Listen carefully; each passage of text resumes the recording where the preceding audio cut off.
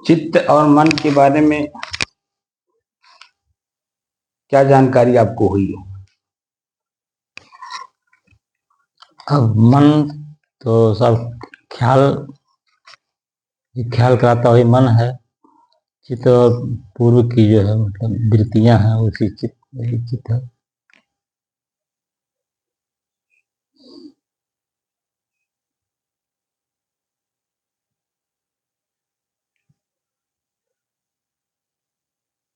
तो जो पूर्व के कर्मों के संस्कार हैं वही वृत्ति है, उसी का ख्याल होता है जी। सामने वस्तु पड़ने पर जी।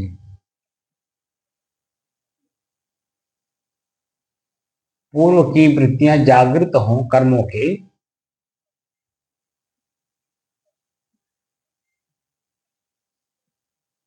वही पाप है, क्योंकि वही कर्म करवाती है। जी। मन को मूढ़ कर देती है, जी। बुद्धि को दिग्भ्रमित कर देती है। जी। अब कर्म जो करवाती है उसमें पश्चाताप कराती है। जी। ये हुआ। जी। जी। और हम मुक्त किससे होना चाहते हैं? शरीर से। जी।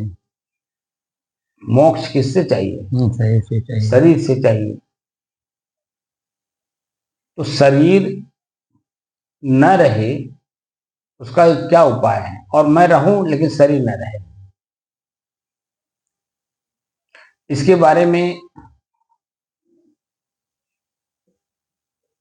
गीता में भगवान कृष्ण ने कह रहे हैं कि स्वधर्म और परधर्म। तो परधर्म क्या है और स्वधर्म क्या है?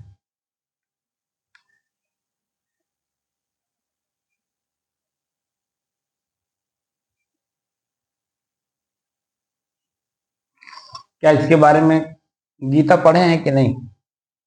इसे थोड़ा थोड़ा पढ़े, मैंने थोड़ा सा ही पढ़े हैं ना, वो हिंदी वाला पढ़े होंगे।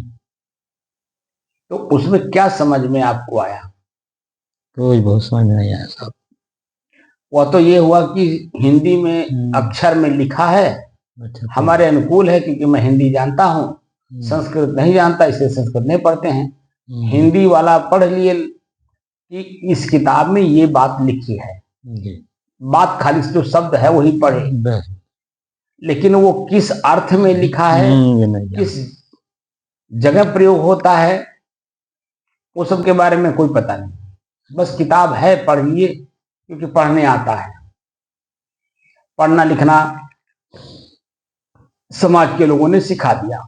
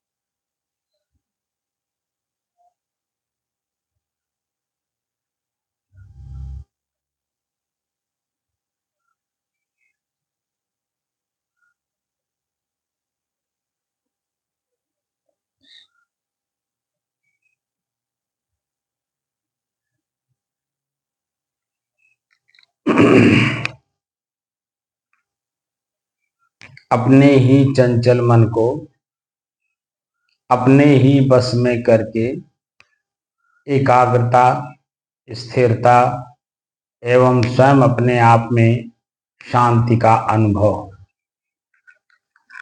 करने के बाद स्वयं मैं कौन हूँ को जानने की दृष्टि से साधना करते करते आज 1605 दिन हो गए।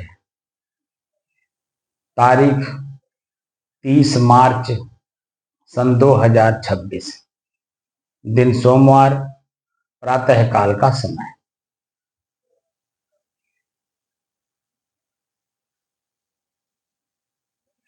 मन अलग है, चित्त अलग है, यह कुछ स्पष्ट हुआ कि नहीं? कुछ स्पष्ट हुआ।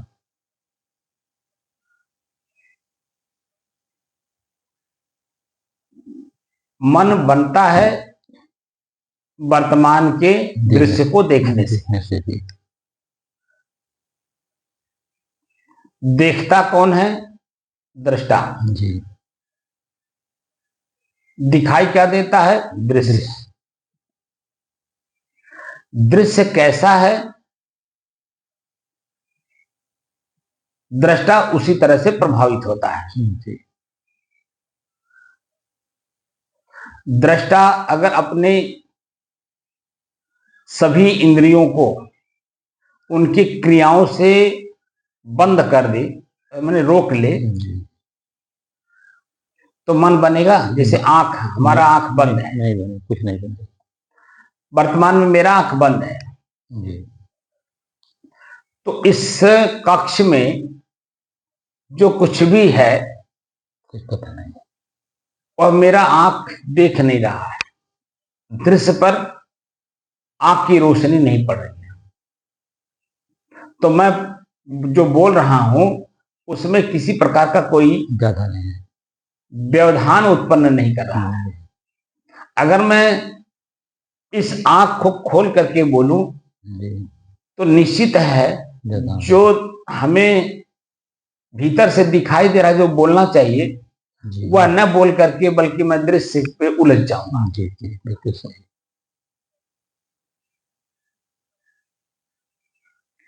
तो आंख का जो पर्दा है ऊपर का, इसको पलक बोलते हैं, वो हमने ढक रखा है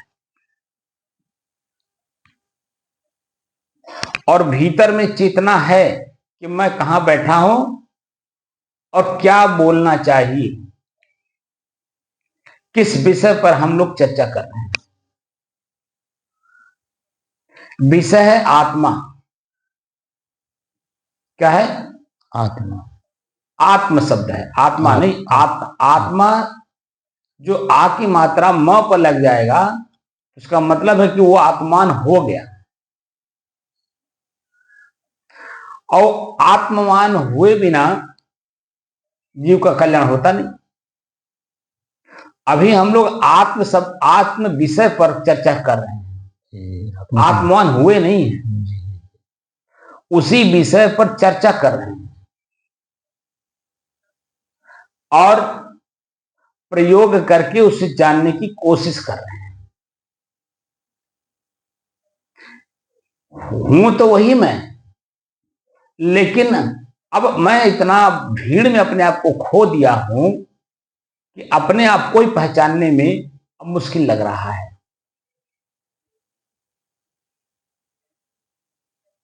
बात समझ रहे हैं? जी। हूं मैं ही, लेकिन अपने आप को इतना भीड़ में ले जा करके डाल दिए हैं, या अपने अंदर में ही इतना भीड़ इकट्ठा कर लिए हैं कि अपने आप को हम गए भूल। जैसे अपने ही घर में आप जब वो क्या कहते हैं, कोई फंक्शन होता है शादी विवाह का या मरनी करने का, किसी भी प्रकार का, तो देखिए नात बात हित मित्र सभी लोग आ जाते हैं नहीं? जी, आते हैं। अब उसमें आपकी क्या औकात है? कुछ नहीं। औकात तो आपकी तब है कि जो व्यक्ति आपके घर पे बुलाने पे आया है, उसके सम्मान में आपका सम्मान है। जी। और कौन कैसा है, कौन किस सम्मान लायक है, आप जब व्यवहार करते हैं तो वह व्यवहार करके जब चले जाते हैं तो वही आपने जो व्यवहार उनके साथ किया है अपने यहाँ बुला करके, वही व्यवहार वह आपका अपने घर पर करेंगे या रास्ते में करेंगे या जहां मिलेंगे वहां करेंगे। बात समझ रहे हैं? तो वही आपकी अपनी असलियत है। लेकिन जब वो लोग चले जाते हैं तब अपने ज्ञान होता है, अपने घर का ज्ञान होता है कि क्या मैं सही काम किया या मैं लुटा गया। मतलब मेरी जो संपत्तियां हैं वो सही सदुपयोग हुआ या दुरुपयोग हुआ। लुटा देने का मतलब दुरुपयोग होना। जब आप आकलन करते हो कि मैं कर्जदार हो गया,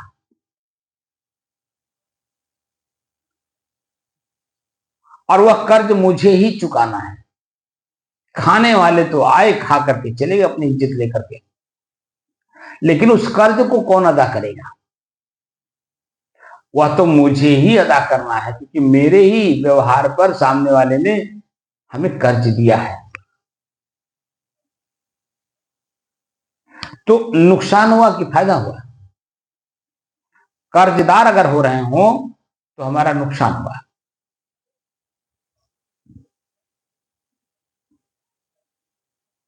अब और दिन रात परिश्रम आपको करके उसे चुकाना पड़ेगा। लेकिन सब लोग आए और आपका फायदा करके जाए,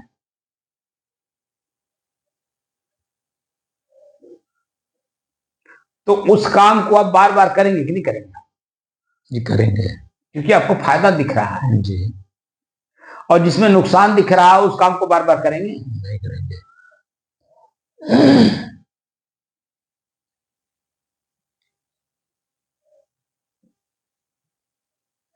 तो हमारा जो शरीर है,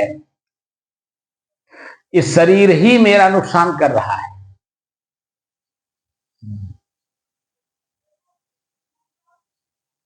इसी में भूख लगता है तो तड़पाता है, इसी में प्यास लगता है तो भी तड़पाता है, आंख किसी दृश्य को देख लिया तो मन को भ्रमित कर देता है, भ्रमित करके परेशान करता है, और कर्म करवा करके पश्चाताप में भी डुबाता है।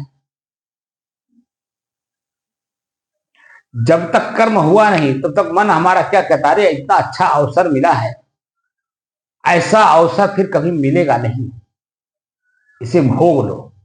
यही मन की गति है। और इसी मन की गति को हम लोगों ने कितनी बार किया है, स्पष्ट किया, बहुत स्पष्ट किया। इस शरीर के पहले का ज्ञान तो नहीं है जी, लेकिन इतना है कि उसी कर्म के अनुसार ही मेरा इस शरीर मिला हुआ है। अगर कर्म मिट गया होता तो ये शरीर नहीं रहता। अब हम मोक्ष में रहते कि नहीं रहते? जी रहते। लेकिन हम उसको पुष्ट करते गए, मजबूत करते गए, तो आज वर्तमान शरीर मिला हुआ है। अब इस शरीर में भी कितनी बार हम लोगों ने कर्म किया है, सोचने से लेकर के करने तक। यानी 3 तरह के पाप होते हैं ना, मन में सोचना, मुंह से बोलना, करना, और इंद्रियों से कर्म करना। इंद्रिय से तात्पर्य यहां पर सिर्फ शिश्नेन्द्रिय का है। आंख, नाक, कान, हाथ, पैर, ये सब 10 इंद्रियां तो है ही, लेकिन जो प्रमुख है, जो प्रबलता है हमारे जन्म और मरण का, वो है काम वासना, जो शिश्नेन्द्रिय का है।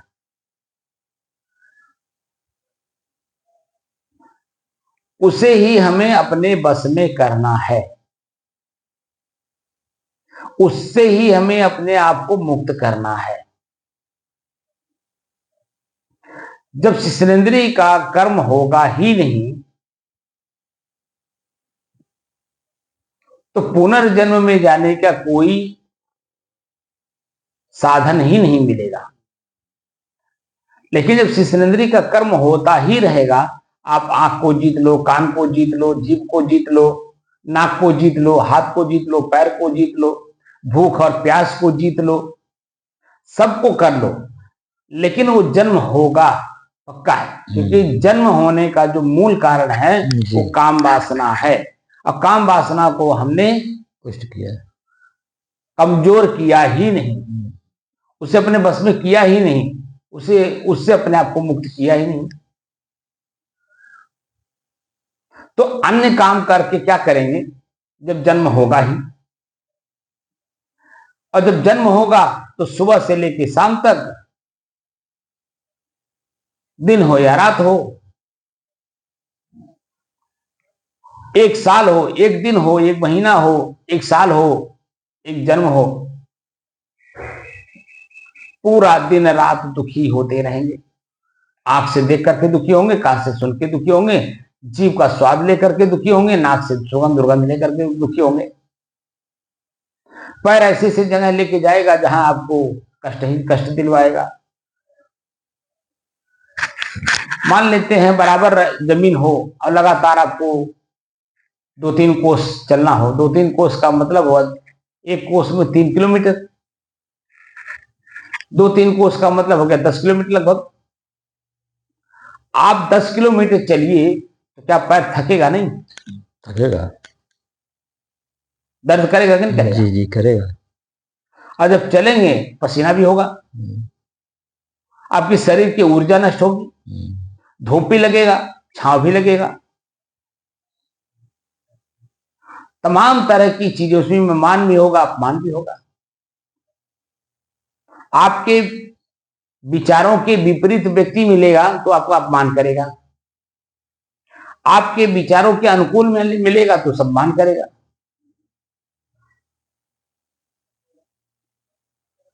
क्या आप मान हो कि सम्मान हो कि अपमान हो? आप तो दोनों ही नहीं हो ना। जो हो उसके बारे में कोई जानकारी नहीं, क्योंकि यही आंख अच्छे बुरे दृश्य को दिखा करके भीतर में 2 तरह का वृत्ति बनवा दिया है, और वही 2 तरह की वृत्तियां जैसे ही आप आंख बंद करिए 5 मिनट तक के लिए, आप देखेंगे कि आपस में संवाद करती हैं। एक कहेगी करो, कहेगी नहीं करो।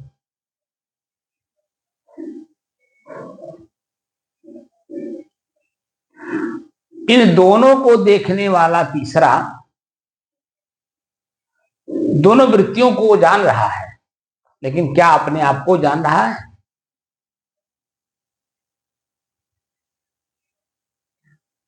तो जो तीसरा है वही तो मैं है, और उसी मैं को मैंने बताया है कि मैं कौन हूं? शुद्ध हूं। वहां दोनों वृत्तियां नहीं रहेंगी। शुद्ध हो तो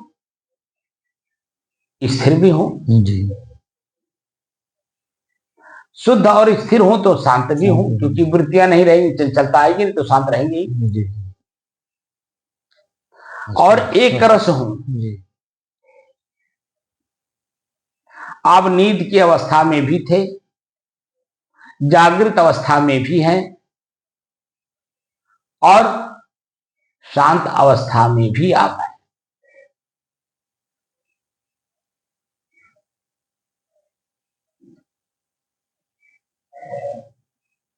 तो परधर्म और स्वधर्म के बारे में जो चर्चा गीता में की गई, वो परधर्म हमारे लिए कल्याणकारक है या स्वधर्म? इसके बारे में थोड़ा सा झलक आप लोगों को मैं बता देता हूं। गीता के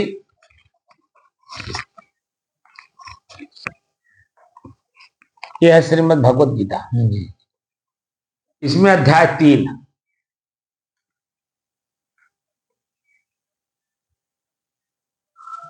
श्लोक 34 और 35 दो में क्या बता रहे हैं, ठीक है? ये पदच्छेद अन्वय है श्रीमद् भगवत गीता, गीता प्रेस, भाषा साधारण भाषा टीका सहित, ठीक है? अब ये क्या कह रहे हैं?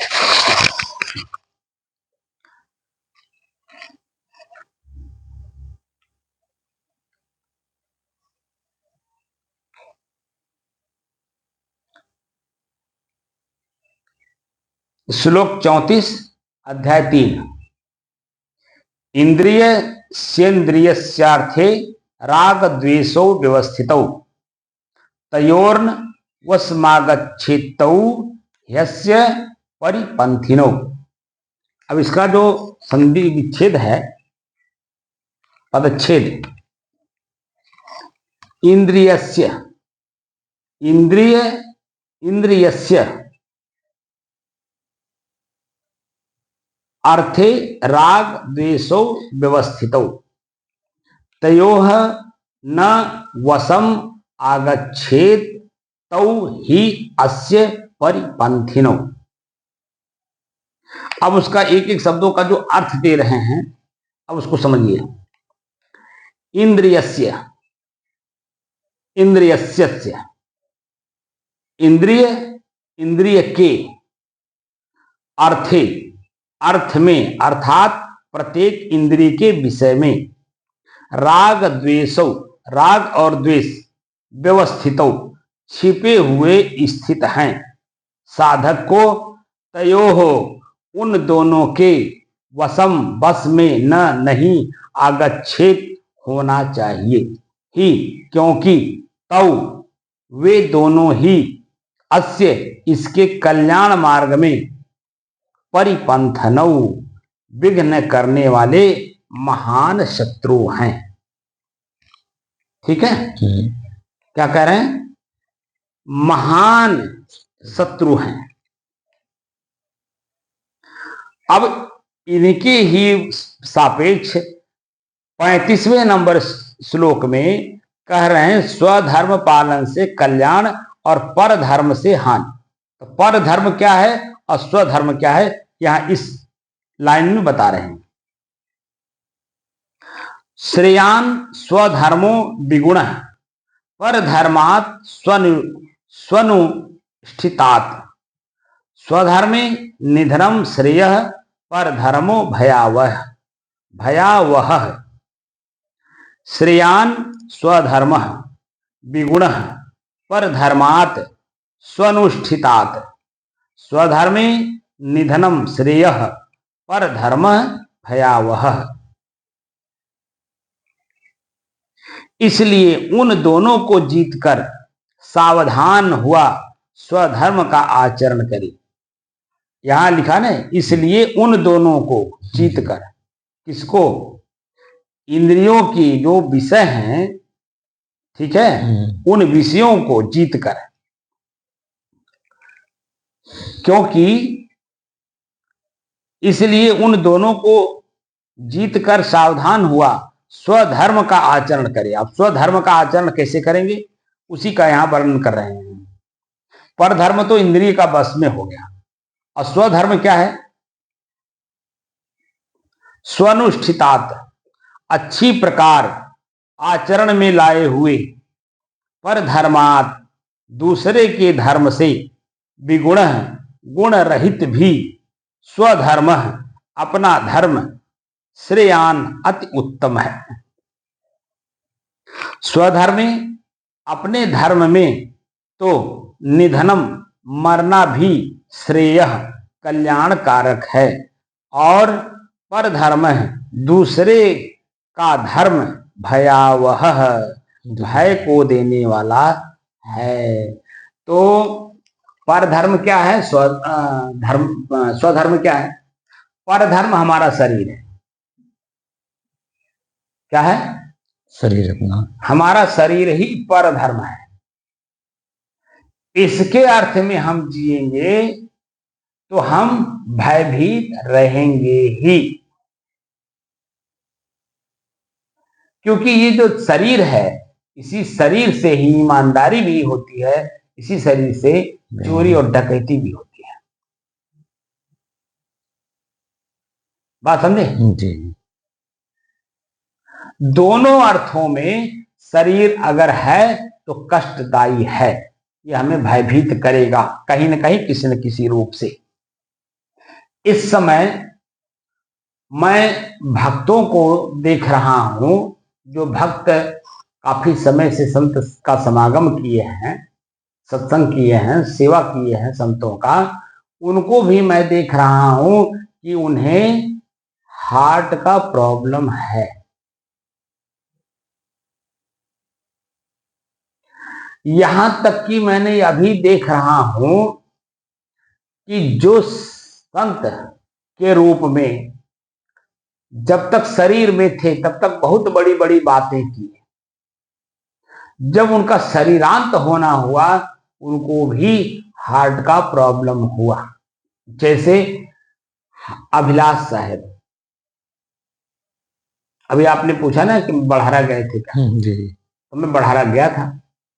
वो जो बीजक का टीका किए हैं अभिलाष साहब, उनके गुरु स्थान गया था, और वो गौरा चौकी के अंतर्गत आता है जी। और गौरव चौकी पड़ता है ये खोलारी थाना में जी। और ये दोनों पड़ते हैं गोंडा जिला में। जी। जब अभिलाष साहब अपने शरीर में थे तो वह बहुत बड़ी बड़ी बातें प्रवचन में करते थे और लेखनी उनकी तो इतनी सुंदर है कि पूछिए मत। एक बार अगर अभिलाष साहब की किसी भी ग्रंथ को आप पढ़ लीजिए तो दूसरे ग्रंथ को पढ़ने की इच्छा ही नहीं होती। जी, बिल्कुल सही। इतनी सुंदर लेखनी सहज भाषा में। लेकिन जब उनका शरीर छूटा तो हार्ट का प्रॉब्लम था, ऐसा सुनने को जो मिला। कैसे शरीरांत हुआ ये तो बात वो जाने, लेकिन जो सुनने को मिला, बाथरूम में स्नान करते हुए वह वहीं फिसले, गिर गए और उनका शरीर पूरा हो गया। तो बताते हैं कि हार्ट का प्रॉब्लम था हुआ और वहीं शरीर पूरा हो गया। तो हार्ट का प्रॉब्लम क्यों आया? ये जो हमारे गुण थे, अभिलाष साहब के अपने जो गुण थे, मैं हमारे अपने मतलब अभिलाष साहब के अपने जो गुण थे, एक तो संत थे, संत के भेष में थे। दूसरे उनके पास प्रवचन करने की शैली अच्छी थी। दूसरे उनके पास लेखनी बहुत अच्छी, अरे लेखनी, प्रवचन तो था ही, प्रवचन के साथ साथ वही लेखनी उनकी बड़ी अच्छी थी। टीका, भाष्य, कबीर दर्शन,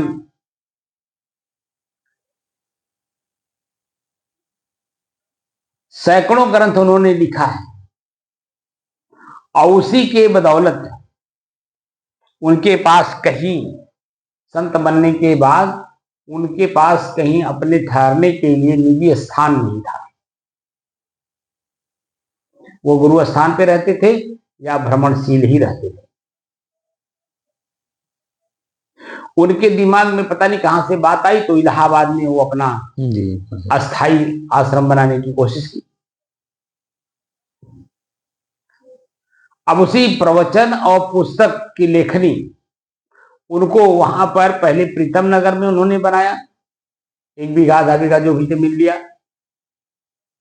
उसके बाद वहां जगह कम पड़ने लगी, पब्लिक इतनी जाती थी कि उन्होंने उनको जो है वहीं प्रीतम नगर से 1 किलोमीटर उत्तर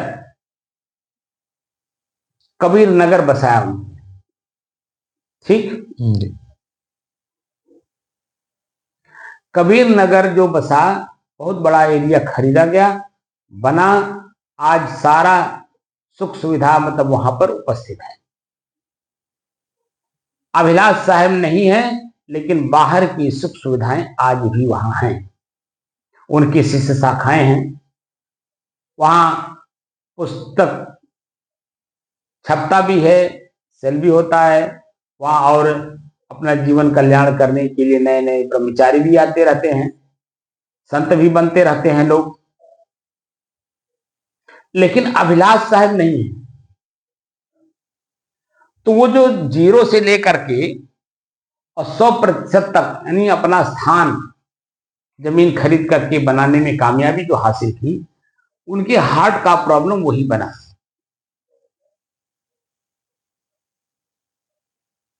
बात समझे?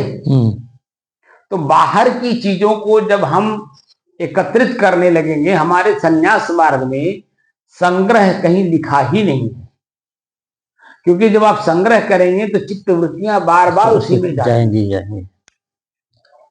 ये तो आप खुद भी अनुभव करेंगे, डूबे हुए उसी में, इसमें कहीं इब्बट नहीं है, कुछ नहीं। तो पर धर्म में जब हम शरीर छोड़ेंगे तो पीड़ा का कारण बनेगा ही, और स्वधर्म में जब हम रहेंगे तो कहीं संग्रह करेंगे ही नहीं। और जब संग्रह, देखिए मन से ही संग्रह होता है जी, और मन से ही छोड़ा जाता है, संग्रह खत्म भी किया जाता है।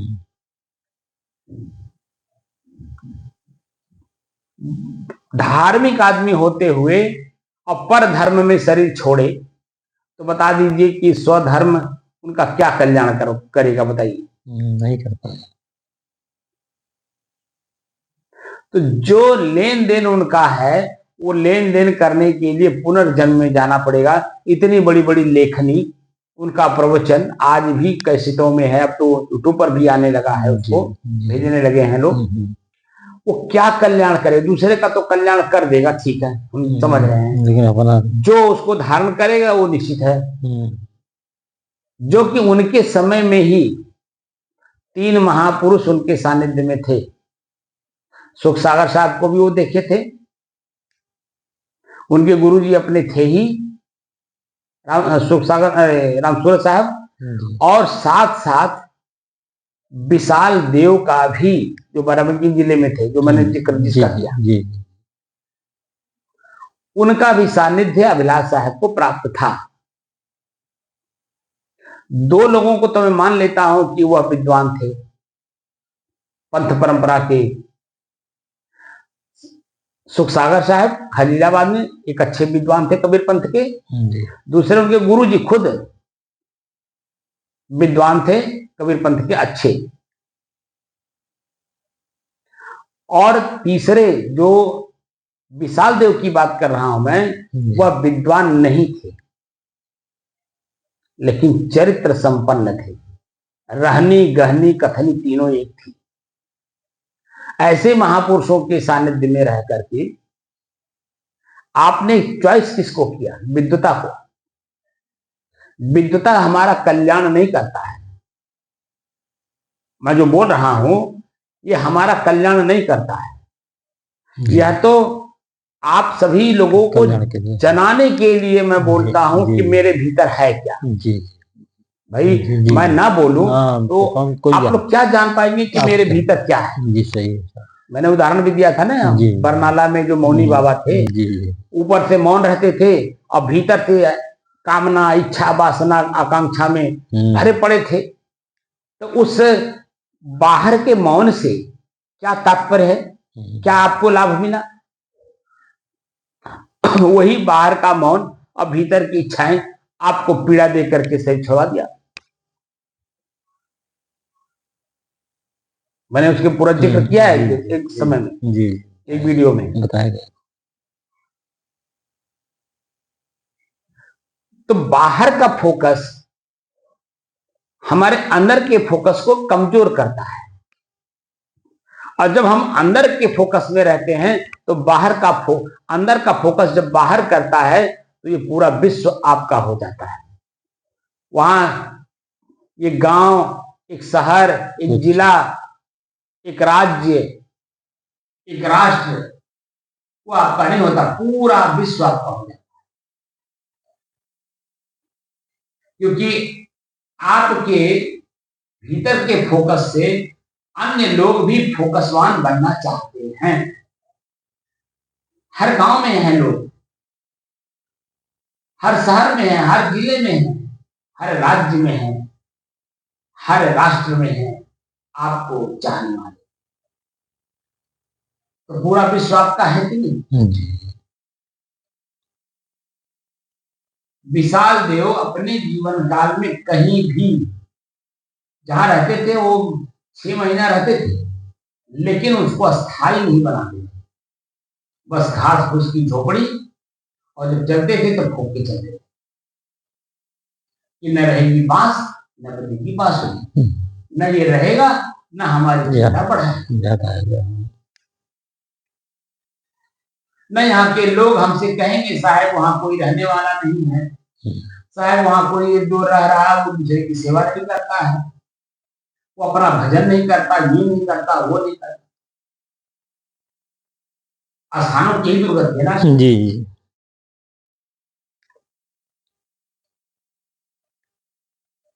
क्या तात्पर्य है उस स्थान का? क्या जो आप स्थान बना रहे हैं क्या वो अस्थाई है? अगर अस्थाई होता तो हम लोगों के पहले कितना लोग रहे, इस धरा पर कितने बार धरा खाली नहीं होता था। धरा मैंने पूरे पृथ्वी पर जी जी। कितनी बार लोगों ने क्या क्या नहीं बनाया होगा। क्या समय के आधार पे आग है?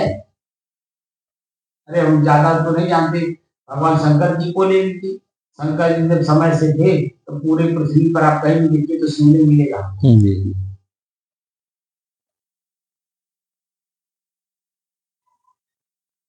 महात्मा बुद्ध जब अपने समय में थे धरा पर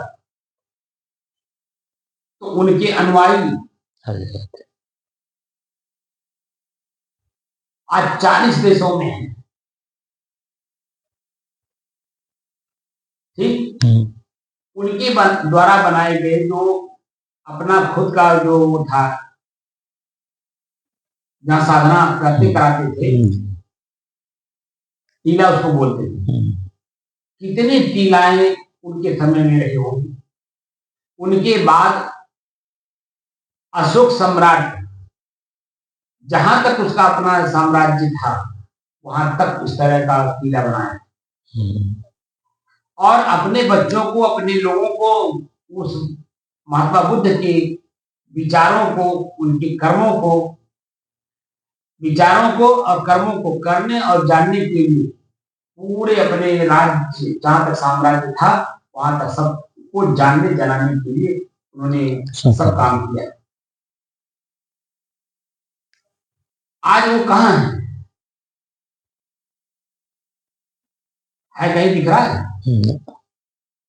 जो है भी आप लुम्बिनी में चले जाइए, कुशीनगर चले जाइए, सारनाथ चले जाइए तो खंडहर पड़ा हुआ है। वो स्थान है कि क्या करेगा जहाँ खंडहर है, जहाँ आज वर्तमान में लोगों को भी तो उसकी जरूरत है। ऐसा थोड़ी है कि वो जब थे तभी जरूरत थी, जब महात्मा बुद्ध थे तभी जरूरत थी, ऐसा नहीं है। आज भी उसकी प्रासंगिकता बनी हुई है। हर जीव जो जन्म ले रहा है वो जन्म से मुक्ति चाहता है, तभी तो ये जो मुक्ति बांटने वाले शायद दुकान खोल करके मुक्ति बांट रहे हैं उसमें लोग फंस जा रहे हैं, जाके उलझ जा रहे हैं। और जब आंख खुलती है तो पता चलता है कि जब तो मैं इंटरा गया, मेरे मुक्ति हुआ ही। वो तो खाली एक सांत्वना उनके मन में है कि वो कहते हैं कि मरने के बाद मुक्ति मिलेगा, और जबकि मुक्ति वर्तमान में ही दिखनी चाहिए कि मैं मेरा क्रोध कितना शांत हुआ, जी मेरा मन लोभी जो था उससे लोभ मुक्त कितना हुआ, काम वासना पे हमारी पकड़ क्या है, पूरे शरीर पे हमारी क्या पकड़ है। इसी में जब रहोगे तब न जानोगे, गाड़ी में जब रहोगे तब न स्टार्ट करोगे, तब न चलाओगे, तब न जानोगे कहाँ एक्सीडेंट होता है, कहाँ गड्ढा में गिरती है। खड़ी रहने पे क्या हो आपको पता चलेगा। शरीर में आप हैं तभी आपको अपने ही शरीर और शरीर के अंगों से अपने को मुक्त करने का साधन जी आपके पास है। इस शरीर को छोड़ देने के बाद अन्य शरीरों में जब आप जाएंगे तो शरीर तो है, ये मिलेगा कि नहीं मिलेगा, लेकिन मुक्त होने का साधन आपको नहीं प्राप्त होगा, क्योंकि आप कर्म कर ही नहीं सकते उस तरह का। वह तो आपका काम भोग भूमिका में है। जितने भी मनुष्य के अलग शरीर हैं वो सिर्फ भोग भूमिका है, वहां भोग से वो बच नहीं सकते। लेकिन मनुष्य शरीर में भोगों को भोग करके मजबूत भी किया जा सकता है और न भोग करके कमजोर भी किया जा सकता है, और कमजोर करके मुक्त भी हुआ जा सकता है। और उसे भोग करके पुष्ट भी किया जा सकता है। तो पुष्ट तो लगभग सभी लोग करें जी।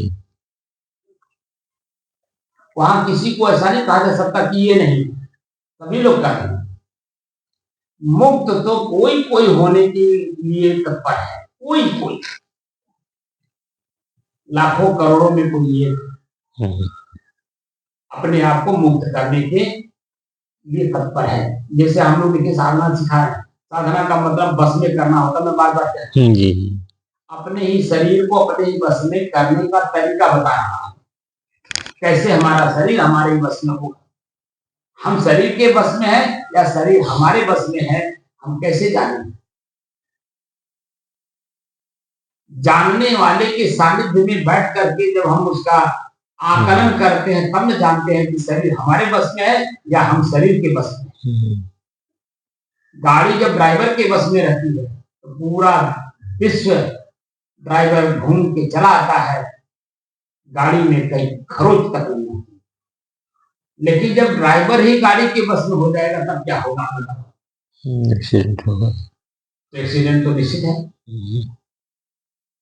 समझे क्या?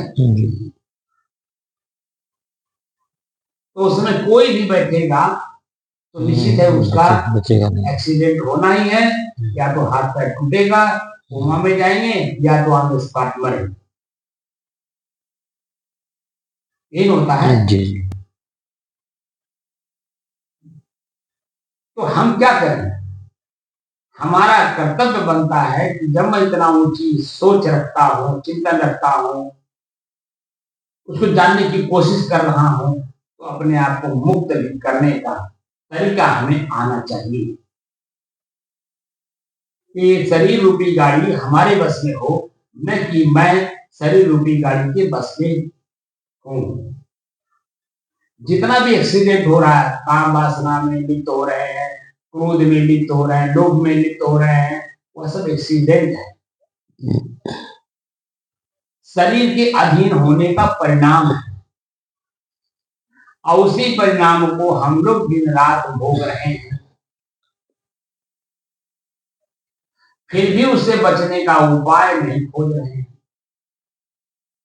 वो तो संत महात्मा शब्द रूपी रस्सी फेंकते हैं ताकि इसी जो समुद्र, दुखों का जो समुद्र है आपके पास, उस शब्द रूपी रस्सी को पकड़ो और धीरे धीरे धीरे धीरे उसी दुख रूपी समुद्र से अपने आप को बचाने में कामयाबी हासिल करो।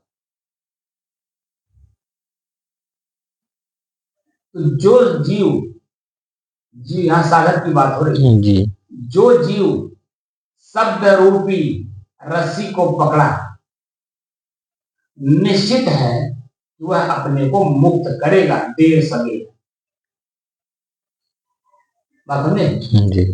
जैसे हमें एक शब्द मिला कि ब्याह नहीं, यह ब्याह है, क्योंकि मेरा शादी हो चुका था, पिताजी कर चुके थे, ठीक है, मेरे मना करने के बाद भी, और हमें मना नहीं किए। जब वो जब उनको देखे कि वो तो बहुत मजबूत हैं और हमारी शादी करना ही चाहते हैं, तो मैं भी उनको फिर मना भी नहीं किया। मैं कहा कोई बात नहीं, मैं समय का इंतजार करूंगा।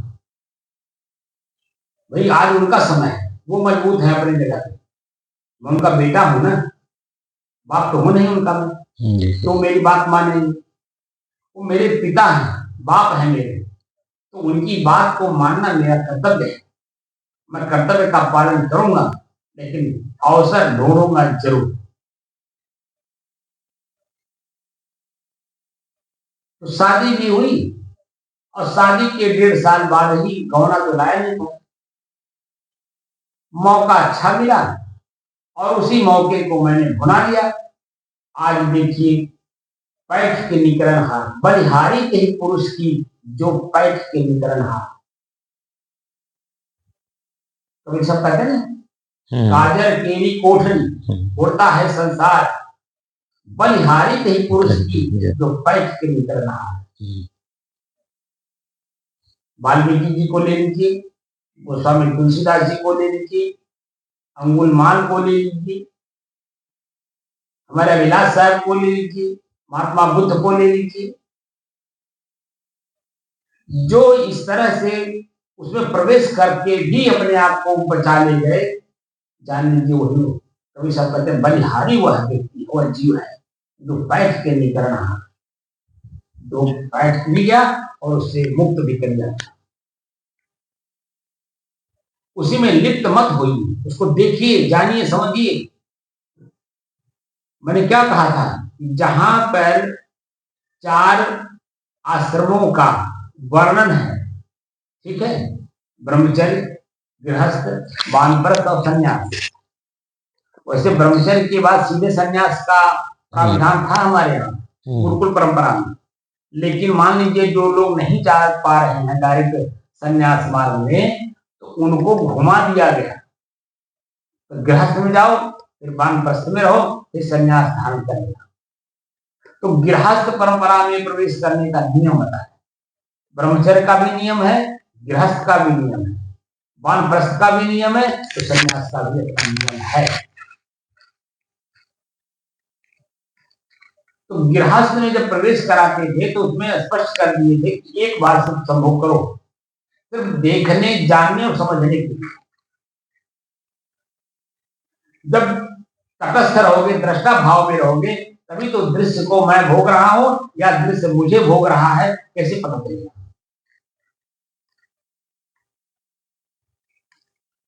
शरीर का जो एक्सीडेंट हो रहा है, एक्सीडेंट देखने वाला एक्सीडेंट को बाहर अलग बैठा हुआ है, वह जब अपने में स्थिर रहता तो एक्सीडेंट पहली बात होने नहीं देता है। लेकिन जब एक्सीडेंट हो रहा है, वो देख रहा है और एक्सीडेंट कर गया, तो कम से कम उससे के बाद बचने का तरीका भी उसको आना चाहिए कि नहीं? आना चाहिए। तो पहली रात जो स्त्री के साथ संभोग हो रहा है वह एक्सीडेंट ही तो है। उसी एक्सीडेंट में आपको ज्ञान हो जाना चाहिए कि मैं क्या कर रहा हूं, क्या इसी के लिए पूरा जीवन भगवान ने हमें दिया है। भगवान यानी प्रकृति, तो हमारा शरीर किसका है? प्रकृति का ही तो है जी। तो 5 तत्वों का, 5 तत्वों ने क्या इसी काम करने के लिए हमें शरीर दिया है कर्म में? बोलिए। इसलिए वहीं से बचा ले चलो, मुक्त हो जाओ अपने आप। अगर आप बाहर नहीं निकल सकते, मैंने परिवार के बाहर नहीं जा सकते, संन्यास नहीं धारण कर सकते, तो कम से कम उसी परिवार में रहते हुए आप वानप्रस्थी का नियम पालन करें। परिवार में रहते हुए भी परिवार में न रहे, ऐसा अभ्यास करें ताकि संन्यास मार्ग में हम आसानी से रह सकें। अभी जो वर्तमान में लोग इन नियमों का पालन नहीं कर रहे हैं, तो जो वृद्ध अवस्था में हैं, उनको कहिए कि आपको संन्यास मार्ग का आपका समय चल रहा है, आपको तो सन्यासी होना चाहिए। तो क्या उत्तर देते हैं बताइए? अपने गांव में है कई लोग ना, जो 70 साल से ऊपर के लोग हैं, वो सन्यासी के कगार पे हैं कि नहीं जी? उनसे प्रश्न पूछिए कि शायद साधु बन जाओ, तो क्या कहते हैं? अपने गांव में लोग है ना जी, तो क्या कहते हैं? उत्तर देते हैं। आप कई लोगों से कहते हो, लेके भी आए हो, अरे चलो महात्मा जी बहुत अच्छी अच्छी बात बताते हैं, साधना कराते हैं, और लोग आए भी, क्या स्थिर रहे?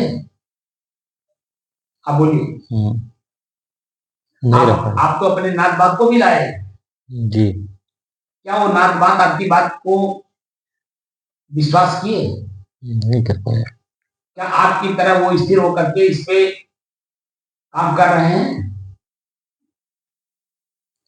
हम भी नहीं कर पा रहे हैं पूरा।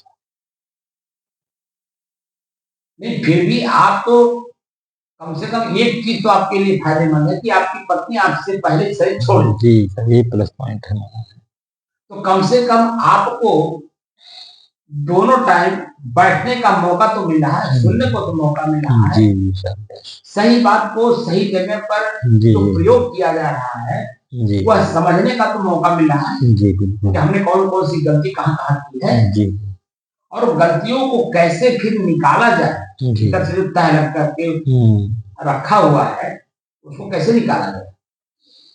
तो स्वधर्म में जब आप स्थित होंगे तब पर धर्म अपने आप खत्म हो जाएगा, स्वधर्म अपने आप लागू हो जाएगा। तो धर्म का मतलब स्वभाव होता है, स्व का मतलब ही स्व होता है।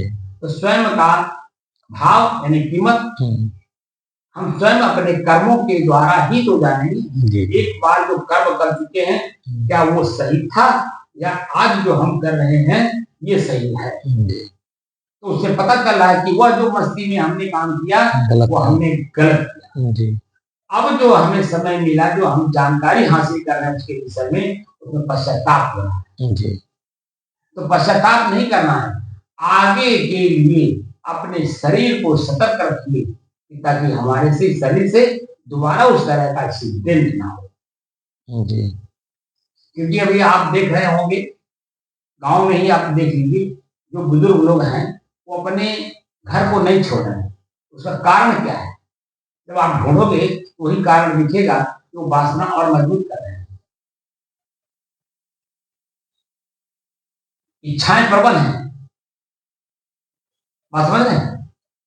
और उसी इच्छा को प्रबलता के साथ इंद्रियां काम नहीं कर रही है, शरीर काम नहीं कर रहा, लेकिन भीतर से जो सूक्ष्म शरीर है वो उसको मजबूत कर रहा है। नहीं साहब, समस्या है कि जाए कहाँ, समस्या ये है कि जाए कहाँ। अरे भाई, जाए कहाँ का प्रश्न जो ढूंढोगे तो मिल जाएगा, ऐसा नहीं है नहीं मिलेगा। ढूंढता तो नहीं आदमी। जब मैं साधु बन रहा था तो मैं नहीं जानता था कि 35 साल तक मैं जीऊंगा। तो हमारे सामने हमारे ही गांव के लोग हमसे कहते थे, क्या खाओगे, साधु बन जाओगे, क्या खाओगे, तुम्हारा घर वहां रहेगा, तुम्हारे माता पिता वहां रहेंगे, उसको तो तुमको छोड़ के जाना है, तो क्या खाओगे, क्या हमें भोजन नहीं मिल रहा है? आपके साथ दृढ़ता की बात है। क्या आपको वस्त्र कौन देगा? क्या मैं वस्त्र विहीन हूं? ठंडी गर्मी से बचने के लिए क्या मेरे पास छत नहीं है? मेरे पास रजाई और गद्दा नहीं है? बोलिए, है सब किसने दिया? समाज के लोग आपको पहले इसीलिए रोकते हैं कि ताकि आपके मन की कमजोरी और मजबूती देखते हैं। इसका मैंने आकलन किया। मैं जो व्यवहार करता हूं ना, उस व्यवहार में हर प्रकार का चिंतन करता हूं। ऐसा नहीं कि एक तरफा करता हूं, ये मेरा दुश्मन है, ऐसा नहीं है। वो मेरा विरोध क्यों कर रहा है? जैसे मैं बताया था ना आपको, जब मैं संन्यास धारण कर रहा था तो 3 लोग मेरे साथ खड़े थे। तो मैं स्वयं, मेरी माता जी, एक मेरे गुरु जी, इसके अलावा मेरे साथ कौन था? तो उन लोगों को भी विरोध क्यों कर रहे हैं, इस पर मैंने चिंतन किया है, ऐसा नहीं किया है। इसलिए कि वह लोग मुझे जानना चाहते थे कि ये क्या अपने आप में मजबूत है। अगर मजबूत है तो ये कमजोरी नहीं आने देंगे, पक्का है। बात समझ रहे हैं? क्योंकि संन्यास मार्ग बहुत बड़ा जिम्मेदारी का मार्ग है, क्योंकि समाज का और मेरा विश्वास का ही वहां सबसे बड़ा आधार है। और हमारे एक एक वाक्य को पूरा विश्व सुनता है। ऋषियों की जो वाणी है पूरा विश्व उसका अनुकरण करता है, चाहे भले वो अलग अलग रास्ता बना कर कर रहा है, वो ऋषियों का ही है। ऋषि मतलब रिसर्चर। तो क्या हर घर में रिसर्चर नहीं है? क्या आप रिसर्चर नहीं हो? अपना जो समस्या आता है, समस्या का समाधान ढूंढते हो कि नहीं? किसी भी तरह का, तो रिसर्चर हो कि नहीं? हो। ऋषि क्या कर रहे? ऋषि कौन है? हम ही आपको हैं। समस्या का समाधान जो करता वही तो ऋषि है। कोई अपने शरीर के समस्या का समाधान करता है, कोई अपने परिवार की समस्या का समाधान करता है, कोई अपने गांव का करता है, कोई अपने शहर का करता है, कोई अपने राज्य का करता है, कोई अपने जिले का करता है, कोई अपने राष्ट्र का करता है, कोई पूरे विश्व के लिए करता है। समस्या का समाधान करने वाला ही ऋषि है, और ऋषि आप और हम नहीं है। ऐसा नहीं है कि हम आप और ऋषि। भूख लगा है, एक समस्या है, तो समाधान क्या है? समाधान चोरी से भी आप अपना भोजन कर सकते हैं, डकैती से भी कर सकते हैं, प्रेम से मांग करके भी कर सकते हैं, और स्वयं के परिश्रम से भी अपने भोग का समस्या समाधान कर सकते हैं। अब आप इसमें से जितना काम करो, अगर दूसरे के अधीन अपना समस्या समाधान कर रहे हो तो दूसरा आपको क्यों देगा बिना लाभ के? बोलिए, बिना लाभ के देगा कोई? नहीं देगा। और अगर आप उसका लाभ पर्याप्त मात्रा में उसे दे रहे हैं तो लेन देन वहीं खत्म हो जाए। जैसे आप सब्जी लेने गए तो सब्जी लेने वाला तो सब्जी लेके बैठा ही है, आप उसका पारितोषिक उसके मन की इच्छा अनुसार आप जो कीमत 40 रुपया किलो, 40 रुपया आप दिए, 1 किलो लिए, तो क्या वो आपके घर पे आएगा आपको कुछ कहने? कुछ नहीं। वही है, उसका मन वहीं समाप्त हो गया। मैं अपना सामान अपने इच्छा अनुसार भाव लेकर के उनको दे दिया। अब उनके घर मुझे जाना नहीं है, वो उसका राम राय क्या करते हैं, फेंकते हैं, सड़ाते हैं या उसको बना के खाते हैं। जी। अब उसमें मसाला डाल के खाते हैं या सूखा बना के खाते हैं, गीला खाते हैं, सूखा खाते हैं, कैसे खाते हैं उनका विषय, या कच्चे खाते हैं, वहां बोलने जाएगा नहीं। लेकिन जब आप उसके मन वाली नहीं करोगे तो निश्चित है वो इच्छा करेगा, अरे भाई दान करिए, तो दान का क्या मतलब है? कभी हमको भी मिलेगा जी। कभी मिलेगा, तो कभी का मतलब जब आप आज नहीं दिए हो तो कभी तो देने आना पड़ेगा। तो कैसे? कबीर और तुलसी, कबीर महात्मा बुद्ध के बाद हुए और कबीर के बाद तुलसीदास हुए। तो कबीर क्या कहते हैं, कर बहिया बलिया बनी छाण पर आई आस, जाके आंगन नदिया बहे सो कसमर इतिहास। बीजक में साफ साफ कहते हैं कि जौनो कर डोले पहुंचाले तौलो आसन कीजे। जब तक आपका हाथ पैर चलने लायक है, ताकतवर है, तब तक किसी से आशा मत करिए कि कोई मेरा सेवा करेगा। इतनी ऊंची बात कह रहे हैं जी। और गोस्वामी तुलसीदास जी कह रहे हैं, तुलसी कर पर कर करो, कर न करो, और जादिन कर करो, सादिन क्या करो, मरण करो, अपने आप को समाप्त कर देना, उसका मृत्यु हो गया सही। तो हमें क्या करना चाहिए, जब तक शरीर हमारा स्वस्थ है हम खुद श्रम करें और अपने शरीर को भरण पोषण या इसका देखरेख हम अपनी कमाई से करें। जब हम अपने कमाई से करेंगे तो किसी को बोलने का, कुछ लेने देने का कोई नहीं पड़ेगा। तो उसके लिए क्या करना होगा, सिर तोड़ परिश्रम करना होगा, ठंडी गर्मी भूख प्यास मान अपमान सब कुछ शांत करना होगा, और वही सहनशीलता आगे आपको सम्मान दिलाएगा। बात समझे?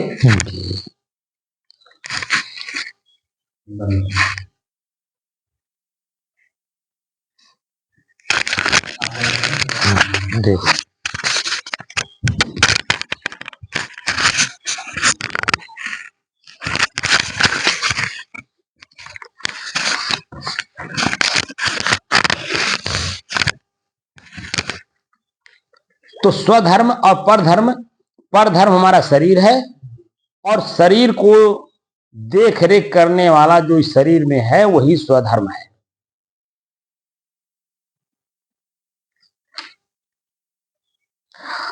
अभी जो मेरा मुख्य बात था, जो मैं कहना चाह रहा था, वो देखिए यही में है। इसी को देख करके मैं स्वधर्म और परधर्म की बात किया हूं। भगवान कृष्ण से अर्जुन प्रश्न करता है, आप तो करते नहीं हो, मैं तो खुद ही करके आपको उस पर ले चलता हूं, जो कि आप अर्जुन की जगह पे हो तो आपको प्रश्न करना चाहिए, लेकिन आपके मन में पता नहीं क्या भाव है, कैसे प्रश्न करूं, क्यों करूं, करूं कि न करूं, तमाम तरह के प्रश्न मन में होंगे, इसलिए आप करते नहीं। लेकिन मैं खोल करके बात करता हूं।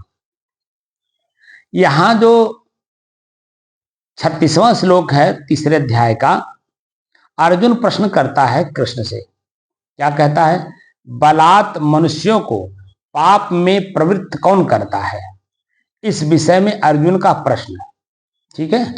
बलात् मनुष्य को पाप में प्रवृत्त कौन करता है, यानी काम वासना में प्रवृत्त कौन करता है, ये प्रश्न है। पाप मतलब वही काम वासना, अर्जुनवाच अथ केन प्रयुक्तोयम पापम चरति पुरुषः अनिच्छन्नपि वा शरणे बलादिव नियोजितः। अब इसका जो पदच्छेद है, अथ केन प्रयुक्तः अयम पापम चरति पुरुषः अनिच्छन्न अपि वा शरणेय बलात् इव नियोजितः। अब उस पदच्छेद का जो शब्दों का अर्थ दिया है, क्या कह रहे हैं? वासरणे, हे कृष्ण, तो अथ यानी फिर, अयम यह, पुरुष यानी मनुष्य स्वयं, अनिच्छन्न न चाहता हुआ, अपि माने भी, बलात् नियोजित है लगाए हुए की, इव भांति, केन किससे, प्रयुक्त प्रेरित होकर, पापम पाप का, चरति माने आचरण करता है। हे कृष्ण, फिर यह मनुष्य न चाहता हुआ भी बलात् लगाए हुए की भांति किससे प्रेरित होकर पाप का आचरण करता है। ठीक है, अब उसी का उत्तर दे रहे हैं। बलात् पाप कराने में काम रूप हेतु का कथन। क्या कह रहे हैं? काम रूप हेतु का कथन। हेतु माने कारण होता है ना। श्री भगवान वाच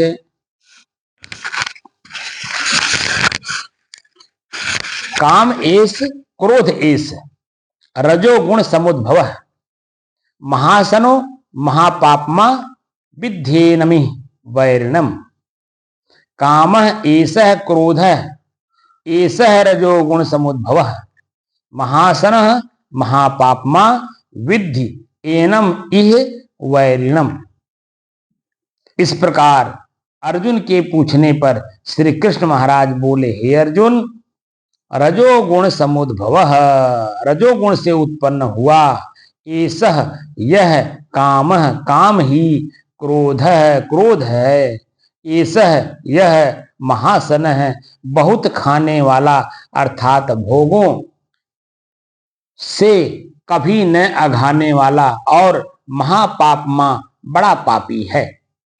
एनम इसको ही तू, इस विषय में, वैरिणम वैरी, विद्धिम जान।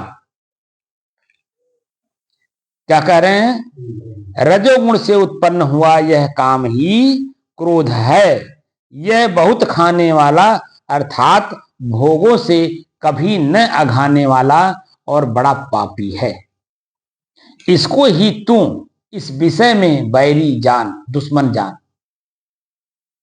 बात समझ रहे हैं?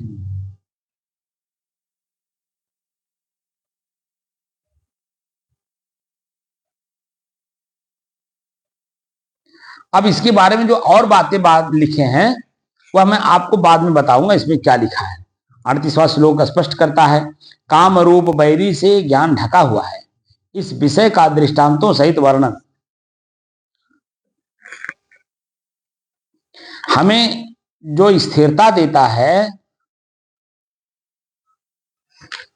वह इन सबको जानने और इनसे बचने के बाद स्थिरता मिलती है।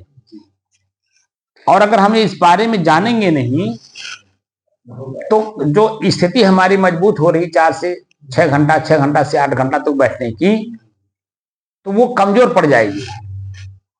अगर हम पूर्ण रूप से जानेंगे नहीं, उसका निराकरण करेंगे नहीं, तो अस्थायित्व तो नहीं आएगा उसमें। बात समझ रहे हैं? नहीं तो वो बढ़िया की बात नहीं है। मान लेते हैं 4 घंटा आप शांत चित्त बैठे हो, मन में किसी प्रकार का कोई उद्वेग नहीं है, इसलिए शांति है। लेकिन जैसे आप व्यवहार करना शुरू करोगे ना, आंख खुलेगा, कान सुनेगा, आंख खुलेगा तो दृश्य को देखेगा, और जब चेतना आएगी तो कान से शब्द सुनोगे, तो जो मेरा अपना शांति है उन्हीं में उलझ जाएगा। तो उस समय में कैसे अपने आप को बचाओ? जब जाने रहोगे तब ना बचाओगे कि ये दृश्य हमारे शांति को भंग करता है। मैं जो कहता हूं ना, चलते उठते बैठते सोते जागते हर समय वही स्थिति हमारी हो जो बैठने में हो। तो कैसे उसको आप चलते उठते बैठते सोते जागते देखते करते कैसे बनाओगे?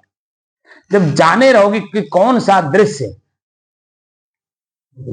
हमको प्रभावित करता है आंख खोलने से, ठीक है, तो क्या करेंगे? हम देखेंगे, लेकिन देखने की दृष्टि से देखेंगे। तो क्या देखेंगे? तत्वदर्शी बन जाएंगे कि उसमें है क्या। जो दृश्य, जैसे मेरा उम्र अभी 53-54 साल है, ठीक, लगभग, लेकिन शरीर हमारा अभी आवाज के हिसाब से आप देख रहे होंगे, आवाज क्या कह रही है? तेज है नहीं?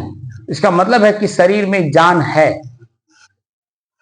तो आंख जब देखेगा दृश्य को, किसी स्त्री के शरीर को आंख देखता है, तो क्या हमें प्रभावित नहीं करता है? हमें भी तो प्रभावित करता है। ऐसा नहीं है कि हमें प्रभावित नहीं करता है, लेकिन वो जो मैंने आपको बताया है करने के लिए, आप किए नहीं, इसलिए आप नहीं जान पाओगे कि मैं स्वयं अपने ही शरीर के अंगों के जो वस्तु हैं, जैसे आंख का कीचड़ वस्तु है ना, कान का खूंट, कान का कीचड़ है, क्या बोलते हैं? खूंट बोलते, क्या बोलते हैं? खूंट बोलते हैं। तो नाक का पोटा, आंख का कीचड़ और कान का खूंट, मुंह का खखार, ठीक, बाल, खून, हड्डी, मांस, टट्टी, पेशाब, जो कुछ भी इसमें जिस अंग का है, सबको निकाल करके एक बर्तन में मैंने अपने आंख को दिखाया है। ये सब मैं सबके सामने नहीं कर सकता हूं। अपने आंख को खुद को दिखाया है कि देखो, जो गुरु जी ने हमें बताया था ना, वो जो गांव में भेजे थे हमें, हमने आपको बताए थे। तो बरसात के मौसम में जो सड़क पर लोग टट्टी करते हैं, तो जब बारिश उस पर पड़ता है, तो जो देखने वाला उसका मन घृणित होता है कि नहीं? ऐसे ही संसार को देखिए, ऐसा हमारे गुरु जी ने कहा है। तो संसार को देखने का मतलब क्या? दृश्य को देखिए। तो दृश्य क्या है? जिस शरीर से काम वासना हमारी पुष्ट होती हो, मजबूत होती हो, उस दृश्य को देखने के बाद यही दृश्य उसके सामने रख दीजिए, तुलनात्मक अध्ययन कर लीजिए। तो जो आकर्षण है वो विकर्षण में अपने आप बढ़ जाएगा और आपका मन शांत रहेगा। बात को समझे? तो जो मैं अपने शरीर को देखा हूं, अपने शरीर के सारे अंगों के वस्तुओं को निकाल करके सामने आंख को दिखाया हूं, तो जैसे ही हमारा नेत्र किसी भी स्त्री के शरीर पे पड़ता है, तुरंत ऑन द स्पॉट में वही चित्र दिखा देता हूं अपने मन को। तो मन क्या करता है? घृणित होता है कि जो मेरे शरीर में है वही तो उसके भी शरीर में है। ऐसा थोड़ी नहीं कि उसके शरीर में दूसरा कुछ भरा है कि जो मुझे आकर्षित करे, मैं उसके पीछे पीछे दौड़ूं। तो मैं क्या कह रहा हूं? तो जो मेरा शरीर है उसी के शरीर का ही तो देन है। तो मैं अपने शरीर को जब पढ़ लिया, तो उसके शरीर को पढ़ने में देरी है, 1 मिनट भी नहीं लगता, 1 सेकंड भी नहीं लगता है। जैसे ही दृश्य पर आंख का रोशनी पड़ा, मैं तुरंत मन को, जो पहले अपने शरीर की क्रियाओं को देखा हूं, तुरंत ऑन द स्पॉट उसी पे लाके चिपका देता हूं। और जैसे चिपकाता हूं तो मन अपने आप घृणित होता है, भागता है, न कि उसमें उसके पीछे पीछे दौड़ता है। यही काम सबको करना होगा, ऐसा नहीं कि खाली मैं ही कर रहा हूं। हमारे महापुरुष जो बात हमें बताए, अक्षरशः हमने माना, तब आज मैं 35 सालों में इस वैराग्य मार्ग में अपने आप में स्थिर हूं। बात समझे? अब मेरे इस शरीर में क्या है? टट्टी, पेशाब, गंदगी, कामबार, तो रोग होगा ही। तो अब रोग मुझे प्रभावित नहीं करता कि बड़ा पीड़ा दे रहा है, बड़ा दर्द कर रहा है। जैसे अभी दोबारा आपने देखा गैस बन रहा है, ऑन कैमरा जो है वो आवाज कर रहा है, वो मुझे थोड़ी प्रभावित कर रहा है। भाई शरीर है, शरीर का अपना धर्म है, अपना काम कर रहा है वो, लेकिन मैं अपना काम कर रहा हूं कि नहीं, प्रश्न यूं है। शरीर अपना काम कर रहा है, लेकिन क्या मैं अपना काम कर रहा हूं या नहीं? बोलिए। तो कौन करेगा? आपको, कोई भी, जिसको भी मुक्त होना है शरीर से, उनको सबको ये काम करना ही पड़ेगा। ये हमारे ऋषि, महर्षि, संत, महात्मा बता करके आज इस शरीर में नहीं है, वो मुक्त होकर के चले गए।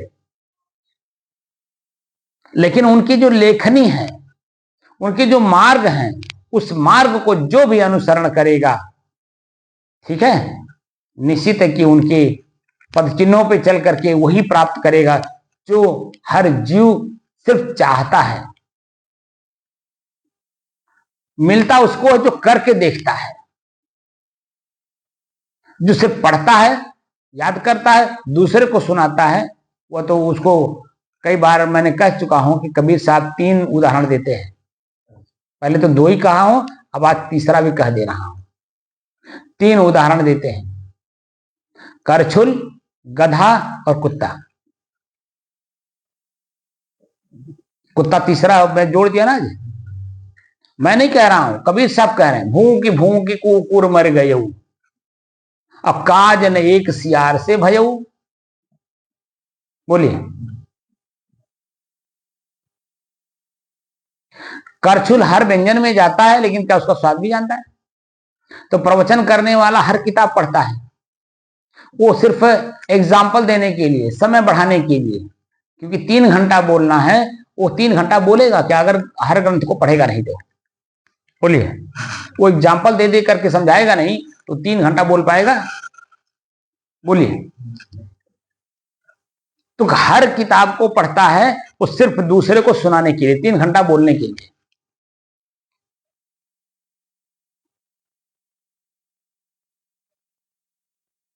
तो कथावाचक करछुल है, सभी किताबों को पढ़ता है, लेकिन उस किताब में उसका भाव क्या है अपने चरित्र में उतार करके वो देख ही नहीं पाता। तो करछुल जैसा है ना, करछुल जड़ है। करछुल क्या है? जड़ है। वह तो स्वाद नहीं ले सकता, लेकिन क्या प्रवचन करता भी जड़ है? लेकिन यहां जड़ का उदाहरण दिया गया खाली प्रवचन करने वाले को। बात समझ रहे नहीं? और गधा का उदाहरण क्यों दिए? धोबी ही गधा को रखता है अपने कपड़े को घर से घाट और घाट से घर तक लाने और ले जाने के लिए। तो घर से घाट जब लेके जाता है तो गंदा कपड़ा रहता है, और घाट से जब घर ले आता है तो स्वच्छ और सुंदर रहता है। बल्कि जब गंदा कपड़ा रहता है तो दुर्गंध भी देता है, लेकिन जब धुला हुआ कपड़ा रहता है तो दुर्गंध नहीं देता है, सुगंध भी देता है।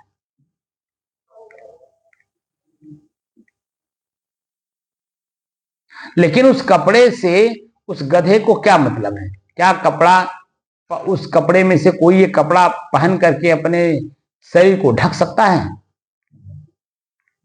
वह तो खाली उनका कपड़ा उठाया वहां ले जाया, वहां उठाया वहां ले जाया। अपने उसके शरीर पे कोई ये कपड़ा नहीं आ सकता है, वो पहन नहीं सकता। तो उस कपड़े से धोने से क्या मतलब है कि जिसको मैं खुद भी प्रयोग ना कर सकूं? इसीलिए महापुरुष उदाहरण देते हैं इतने चोखा चोखा, ताकि मन में चेतना जागृत हो। और जागृत जब होगा चेतना तो निश्चित है जानने की कोशिश करेंगे, और कोशिश जब करेंगे तो निश्चित है कि वो जानकारी मिलेगी, और मिल करके हमारे मन का जो भ्रम है वो दूर होगा। और जब भ्रम दूर हुआ तो जो मैं हूं वही तो रह जाऊंगा। जब टॉर्च जलाते हैं तो भ्रम दूर होता है नहीं? तो जो मैं हूं वही तो आगे बढ़कर के काम करता है। जैसे अंधेरे में जाइए, वन विहार आपको पार करना है, गणेशपुर जाना है या केंद्रीय विद्यालय जाना है, तो मोड़ घाट से पुल पार करेंगे तो जंगल मिलेगा कि नहीं? तो जंगल में तमाम प्रकार के भ्रम पैदा करने वाले चीजें हैं कि नहीं? क्योंकि एकांत है, वहां कोई आदमी मिलेगा नहीं, अकेले जाना है तो, और हाथ में कुछ है नहीं, ना डंडा है ना टॉर्च है, तो तमाम तरह का भ्रम होगा कि नहीं होगा? मन भयभीत होगा कि नहीं होगा? तब हनुमान चालीसा पढ़ोगे कि नहीं पढ़ोगे? तो क्या हनुमान चालीसा पढ़ लेने से अगर भूत हो तो क्या छोड़ देगा? बोलिए।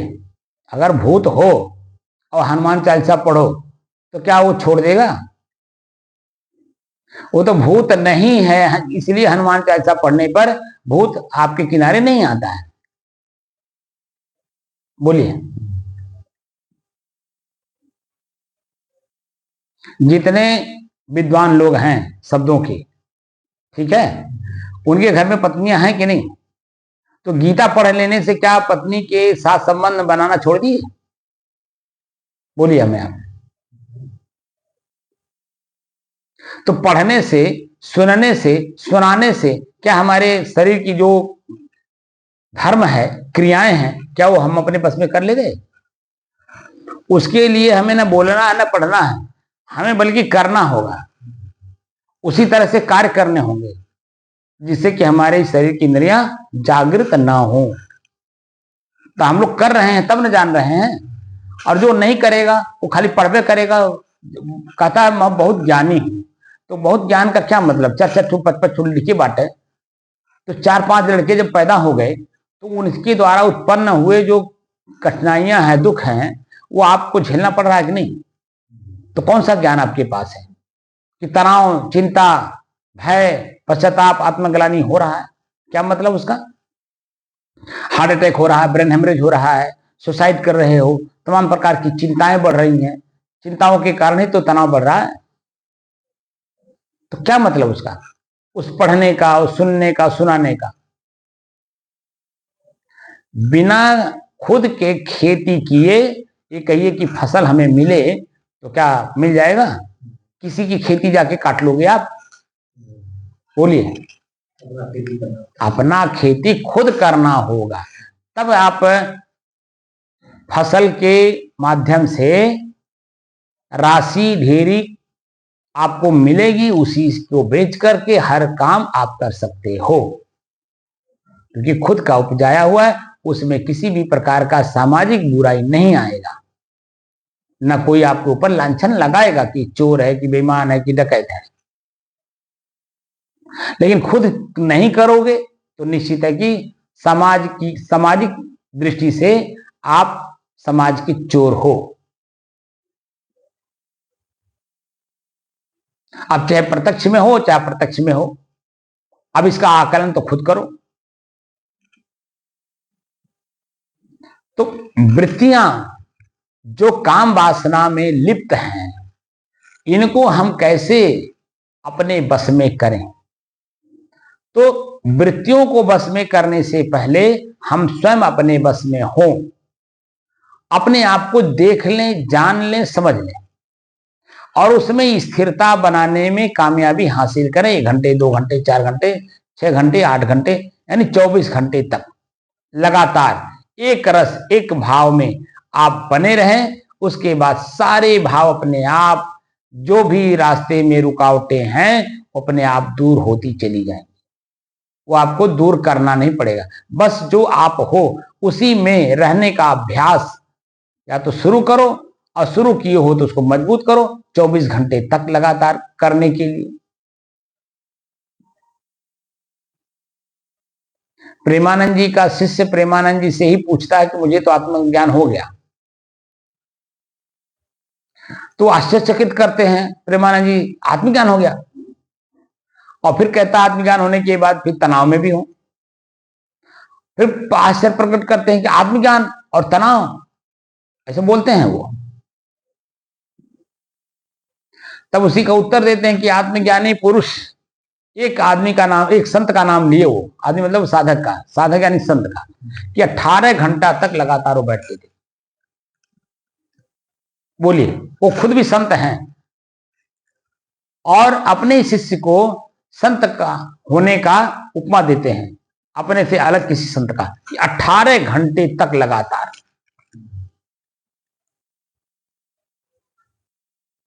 एक भाव में, एक रस में रहने की स्थिरता, ये रहनी जिसको बोलते हैं, 18 घंटे तक लगातार।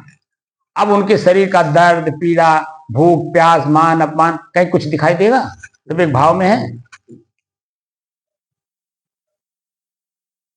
आप खुद जब अपने उस भाव में आ जाते हो तो बाहर का कुछ रहता है वहां? 5-6 घंटा तक हो जाता है। अब बताइए, 5-6 घंटे तक आप बैठ ले रहे हैं, कम है? पहले जहां एक 15 मिनट तक भी नहीं बैठ पाते थे, अब जहां 5-6 घंटे बैठ ले रहे हैं, इसका मतलब है कि अंदर की इच्छाएं मर रही हैं, तब तो बैठ पा रहे हैं। यही है, जितना ही आपकी स्थिरता बढ़ेगी, निश्चित है कि मोक्ष के नजदीक पहुंच जाएंगे। मोक्ष क्या है एकदम स्पष्ट मालूम हो जाएगा, सामने वस्तु होते हुए भी। ठीक है। और जब भीतर से किसी भी प्रकार का कोई इच्छा, कामना, वासना, आकांक्षा नहीं है, हम खुद शांत स्थित हैं, शांत रूप में स्थित हैं, तो जानिए कि हमको मोक्ष दिखाई दे रहा है।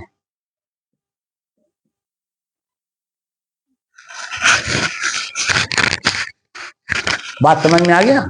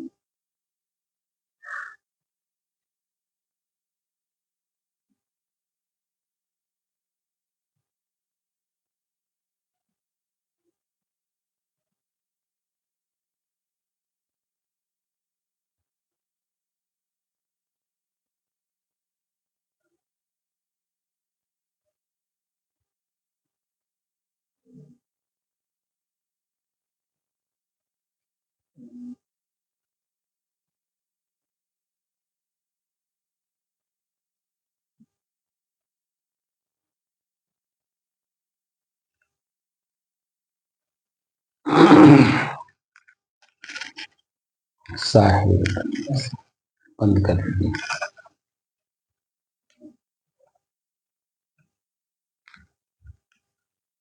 अब महापुरुष इतनी गहराई से बात किए हैं, क्या इन गहराइयों को विद्वान लोग समझ पाए? जो आज समाज हमारा भ्रमित हो रहा है, अलग अलग घर, अलग अलग संप्रदाय, अलग अलग लोग जो बने हुए हैं, एक दूसरे को जो आंख तरेर रहे हैं। महापुरुष कितनी ऊंची बात करते हैं, क्या उन बातों को पढ़ने वाला, सुनने वाला, सुनाने वाला क्या समझ पाया? इसीलिए मैंने आपसे कहा था कि समझ को समझो कि समझ है क्या। जब समझ को समझने की कोशिश करेंगे तो निश्चित है कि हमारे अंदर में जो भी समझ क्या है, समझ में आया,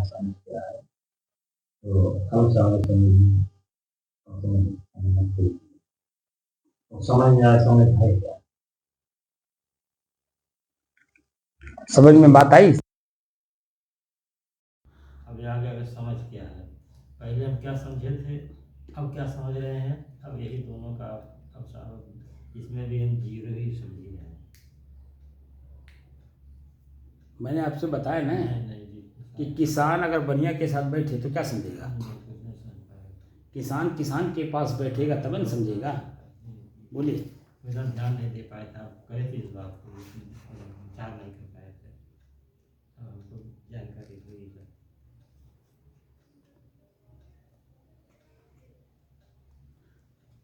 अब जब जानकारी हो रही है तो उसको स्थिर करो जी चित्त में, जी ताकि जो पहले से चित्त स्थिर किया हुआ है वो खाली हो।